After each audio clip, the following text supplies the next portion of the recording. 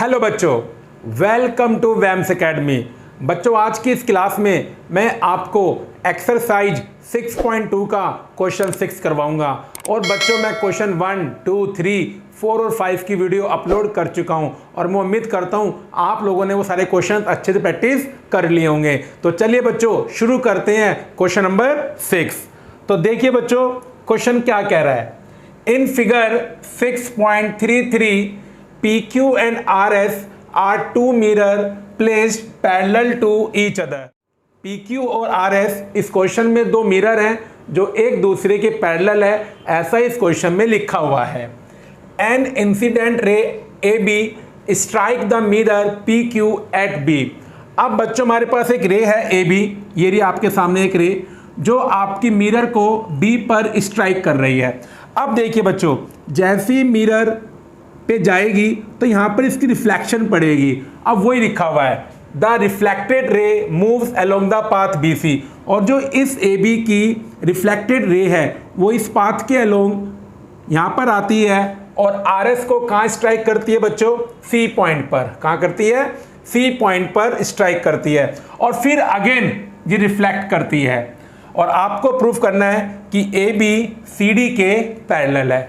बच्चों, बहुत अच्छा क्वेश्चन है और काफ़ी इंपॉर्टेंट भी क्वेश्चन है ये। अब देखिए बच्चों, जैसा मैंने आपको पहले भी बताया था कि ज्योमेट्री में शुरुआत करने के लिए आपको कुछ ना कुछ तो चाहिए कि ताकि आपकी ज्योमेट्री की थ्योरम्स लग सके। तो देखिए, अगर इस टाइप का क्वेश्चन एग्जाम में आ जाए बच्चों, आपको एक काम करना पड़ेगा। तो पहले देखिए, जो गिवन है मैं वो लिख देता हूँ बच्चों। इसमें बच्चों मुझे क्या गिवन है कि PQ पैरेलल RS और बाकी और बहुत चीज़ें गिवन है कि रिफ्लेक्ट कर रहा है, ये कर रहा है, वो कर रहा है, लेकिन आप इतना लिख दो, गिवन में काफ़ी है। अब देखिए, मुझे बच्चों प्रूफ क्या करना है? बच्चों में प्रूफ करना है कि AB CD के पैरेलल है। AB क्या है? CD के पैरेलल है। लेकिन ये प्रूफ आप तभी कर पाएंगे अगर इस क्वेश्चन में आप एक कंस्ट्रक्शन करेंगे। अब सुनिए बच्चों, कंस्ट्रक्शन क्या है। बच्चों, आपको क्या करना पड़ेगा, ये जो B पॉइंट है यहाँ से आपको एक लाइन लेनी है और PQ के परपेंडिकुलर आपको उसको ड्रॉ करना है।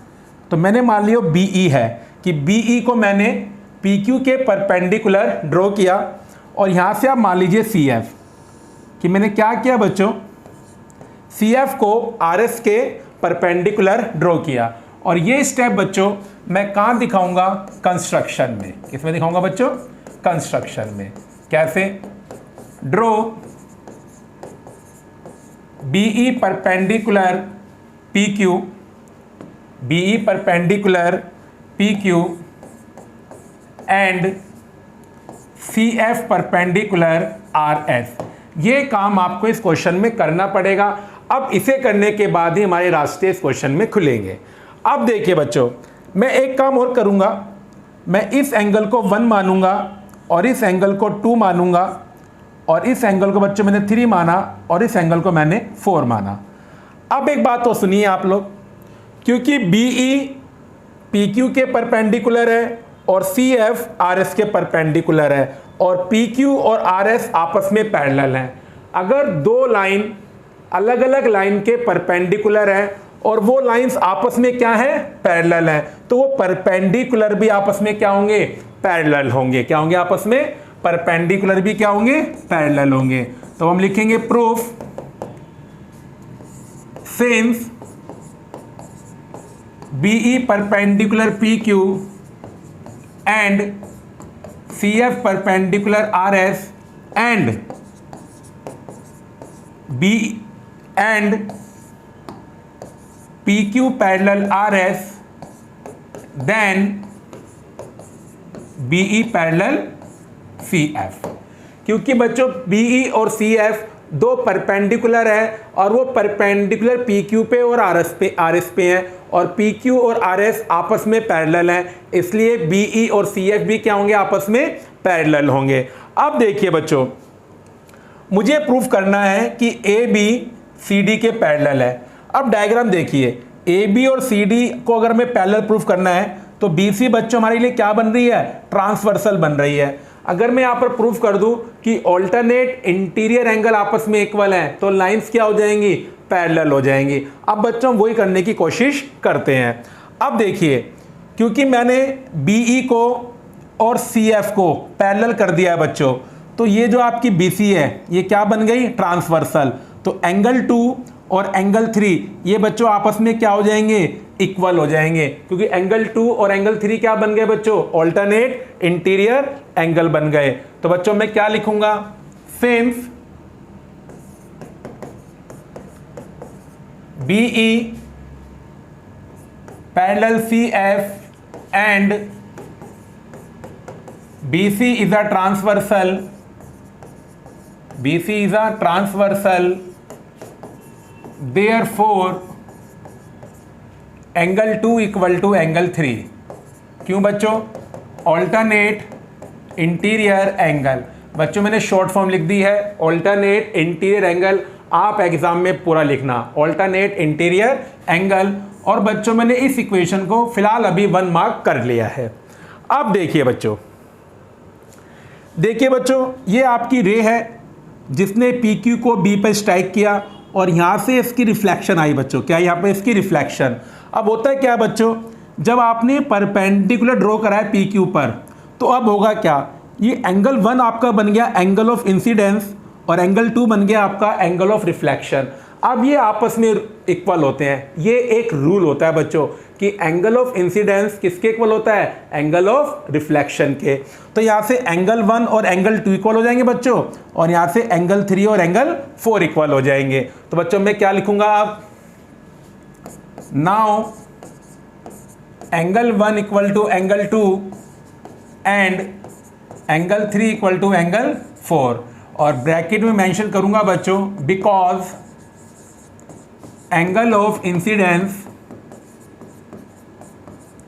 Equal to angle of reflection. ये आपको ब्रैकेट में मेंशन करना है, जरूर करना है बच्चों, नहीं तो आपके मार्क्स कट जाएंगे। अब देखिए बच्चों, अब क्या करेंगे, देखिए बच्चों एंगल 1 2 के इक्वल है, एंगल 3 4 के इक्वल है, और एंगल 2 और एंगल 3 आपस में इक्वल हैं। तो इसका मतलब बच्चों आप क्या कह सकते हैं कि एंगल 1 और एंगल 4 भी क्या होंगे, आपस में इक्वल होंगे, क्योंकि देखिए 1 2 के इक्वल है और 3 4 के इक्वल है, और एंगल 2 और एंगल 3 भी इक्वल है। मैं आपको एग्जांपल देता हूं, मानिए 50 डिग्री का है तो ये 50 डिग्री का, तो ये भी 50 का और यही 50 का, तो एंगल 1 भी कितने का बन जाएगा, 50 डिग्री का, और एंगल 4 भी कितने का बन जाएगा, 50 डिग्री का बन जाएगा। इसलिए इन दोनों इक्वेशनों को कंबाइन करके हम क्या कह सकते हैं कि एंगल 1 और एंगल 4 इक्वल हैं।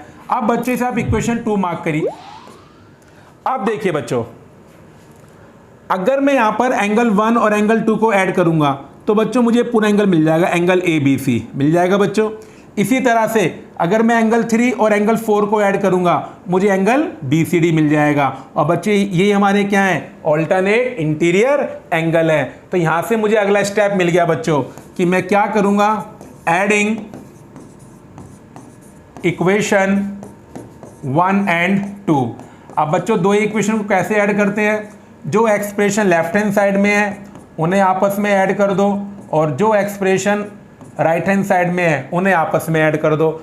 बच्चों डायग्राम दोबारा देखते हैं, एंगल 1 और एंगल 2 को ऐड करने के बाद क्या आ रहा है, एंगल ABC, और एंगल 3 और 4 को ऐड करने पे कितना आएगा, एंगल BCD। तो बच्चों मैं क्या लिखूंगा, इसका मतलब क्या हुआ, एंगल ABC किसके इक्वल है, एंगल BCD के। और अब देखिए बच्चों एंगल ABC और एंगल BCD यही बच्चों हमारे क्या बन रहे हैं, ऑल्टरनेट इंटीरियर एंगल बन रहे हैं। और अगर ऑल्टरनेट इंटीरियर एंगल आपस में इक्वल हैं बच्चों तो लाइंस क्या हो जाएंगी, पैरेलल हो जाएंगी। तो हम क्या लिखेंगे, लास्ट स्टेप लिखेंगे बच्चों, this implies alternate interior angles